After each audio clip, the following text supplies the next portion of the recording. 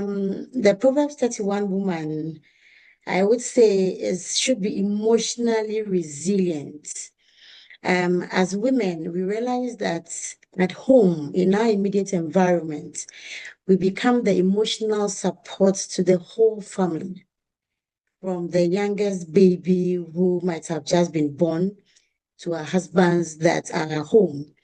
The kind of things that women are able to withstand comparatively to the men, you realize that they are nowhere near what we can stand up for emotionally. And so the Proverbs 31 woman should be emotionally resilient.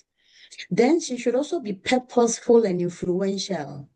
Sometimes, once the woman comes into the scene, whatever the challenges are, your advice to the head of the home tends to solve lots of problems. Because the Proverbs 31 woman is spiritually grounded in the word of God, she gives wise counseling at a time where the need arises.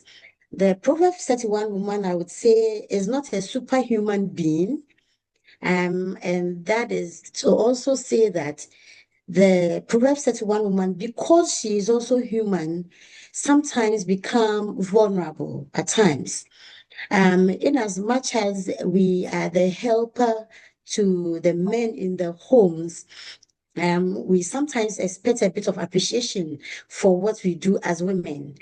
And at times, it doesn't actually take much, just maybe a pat on the shoulder, just a word of encouragement. As I listened to what Auntie Irene said, the discouragement that most of us have had in our homes had to do with the fact that you find yourself playing the role of the Proverbs 31 woman in every area. You wake up at dawn, making sure the whole family is fed. You make sure your home is cleaned, children are prepared and taken to school, and all that. That's the Proverbs 31 woman would do.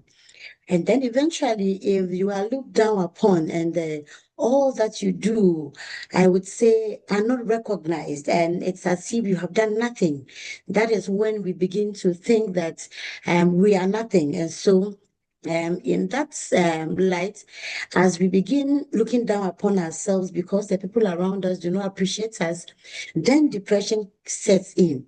But as we read what the word of God says and what the Proverbs 31 woman is and should be made up of, we would be encouraged that we are not superhuman beings.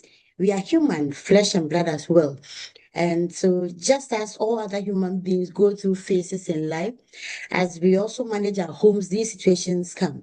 And most times, we have to manage our own emotional challenges as much as helping the other family members through their challenges.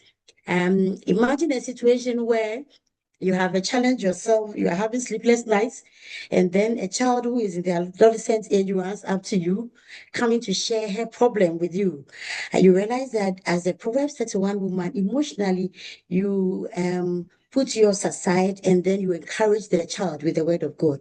And so I would say that as Proverbs 31 women, just as the Bible encourages us and teaches us that we should be grounded in the word of God, we are not superhuman beings. We are human as well.